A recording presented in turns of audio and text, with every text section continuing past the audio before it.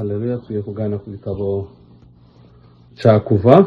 Ni igitabo kiri mu bitabo bitanu byanditswe na Mose, kiri mu bitabo 39 byo mu isezerano rya kera. Iki gitabo gikubiyemo ibintu navuga hafi bigera kuri bitatu. Icya mbere gikubiyemo amateka y'ibintu byabayeho koko bihereranye no gucungurwa kw'abantu bakoreshaga uburetwa ariko bwoko bwa Isirayeli, biri muri Kuva icambere umurongo wa 13. Kandi kinakubiyemo inkuru ishishikaje ivuga ibyo kuvuka kw'ishanga rikomeye, ishanga rya Isirayeli. Icya gatatu, mu bintu byavuzwemo muri iki gitabo harimo ibitangaza bikomeye byakozwe ndetse n'amategeko ahebuje no kubaka ihema ry'ibonaniro. Ibi ni byo bintu bitatu bikubiye hafi muri iki gitabo cya Mose. Igitabo cya Kuva cyanditswe n'umuhanuzi cyangwa umuheburayo witwa Mose, kikaba kivuga ibintu byabaye ku Bisirayeli mu gihe cy'imyaka hafi 145 kuva Yosefu amaze gupfa mu mwaka w'657 imbere ya Yesu, kugeza ihema ry'ibonaniro rimaze kubakwa mu mwaka w'512. Icyakora iyo nkuru ntivuga ibintu by'amateka gusa. Ni ukuva bavuye nyine mu buretwa, ariko harimo n'ijambo ry'Imana cyangwa ubutumwa yoherereje abantu. N'uyu munsi abasoma iki gitabo cya Kuva babona yuko harimo ijambo ry'Imana yubaka imitima yabo, yubaka muri inzira twafashe yo gukurikira Yesu. Iyo nkuru ni nzima kandi ifite imbaraga. Iyo urebye mu Baheburayo igice cya 4 umurongo wa 12 waza kuhasoma bityo igitabo cya Kuva ni icy'ingenzi kuri twe. Imana yumvise umuhigo wabo. Kuva igice cya mbere umurongo wa mbere kwa 4 kugeza kuri 31.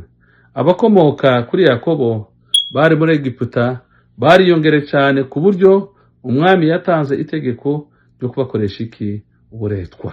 Ndetse Farawo yategetse kwica abana bose b'abahungu b'Abisirayeli bavukaga. Mose yarokotse iryo tsembatsemba ari uruhinja rw'amezi agera muri 3, maze aza kujanwa n'umukobwa wa Farawo wamugize umwana we. Nubwo Mose yarerewe ibwami, ariko ntabwo yigeze yibagirwa ubwoko bwabo. Mose ageze mu myaka 40, ahangaha n'ubundi ari ibwami yakomeza kwibuka ubwoko bwabo. Ageze mu myaka 40 ngo maze yica umunyegiputa. Ibyakozwe n'intumwa cya 7 umurongo wa 23-24. Byamusabye guhunga aja i Midiyani. Agezeyo yashatse umugore kandi aba umushumba. Imana yamuvugishirije mu gihuru caka umuriro mu buryo bw'igitangaza.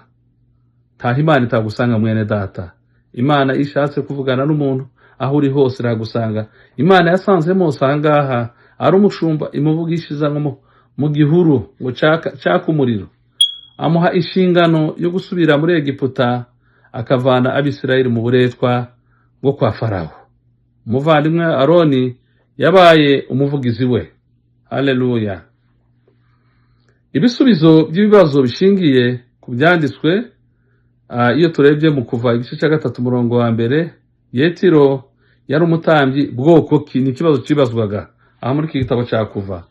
Mu bihe by'abakurambere umukuru w'umuryango yabaga ari umutambyi w'umuryango we. Uko bigaragara Yetiro yari umukuru w'umuryango w'Abamidiyani, kubera ko Abamidiyani bakomokaga ku bana b'Aburahamu yabyaranye na Ketura. Bashobora kuba bari bazi ibihereranye na gahunda yo gusenga Imana. Nuvuga ngo aba bantu bari bazi gahunda yo gusenga Imana. Ni mu buhe buryo Mose yabereye Aroni nk'Imana? Mose yarahagarariye Imana kuko Imana yari yamuhamagaye, yamutoranyije. Kubw'ibyo Mose yabaye nk'Imana kuri Aroni wari umuvugizi we. Ico ibyo bitwigisha, mwitangira igice cya mbere umurongo wa 7, Imana yafashije ubwoko bwe igihe bwari mu bubata muri Egiputa.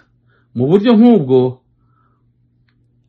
afasha abahamya be bo muri iki gihe no mu gihe kizaza, nubwo haba itotezwa rikomeye rimeze gute, ariko ahangaha Imana yerekana yuko mu bihe byose yagiye irwana kandi ikagira gute, Imana igatsinda. Kubw'ibyo dushobora kwiringira tudashidikanya ko azahoza amarira yacu. Iyo tureba muri Kuva igice cya 4 umurongo wa 10 kugeza 13, Mose ntiyari yizeye ubushobozi bwe bwo kuvuga.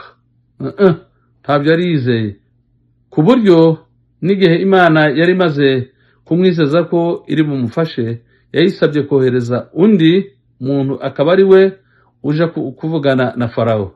Nyamara kandi Imana yakoresheje Mose kandi imuha ubwenge n'imbaraga yari akeneye kugira ngo abashe gusohoza inshingano ye. Aho kwibanda ku ntege nke zacu cyangwa intege nke za Mose, natwe tujye twishingikiriza ku Mana mu gihe dusohoza ubutumwa bwayo, mu gihe yadutumye, mu gihe tugiye kuvuga ubutumwa, mu gihe tugiye kwigisha. Imana igomba kwitwa Imana ahangaha, kuko Imana iguhagurukije iguha n'ibigufasha kugira ngo bwa butumwa ugire gute, ubusohoze. Imana yacu ni nziza, Imana yacu igira neza. Ahangaha niho twarangiza igice cya mbere cy'igitabo cya Kuva, ariko mbabwira ngo nyaboneka iyo Imana yaguhamagaye ubushobozi. Imana yahamagaye Mose iramubwira ati genda niwe ntumye. Mose ngo yaranze, ngo aravuga atoya. Mose ntiyari yizeye ubushobozi bwe bwo kuvuga. Ku buryo n'igihe Imana yari imaze kumwizeza ko iri bumufashe, yayisabye kohereza undi muntu.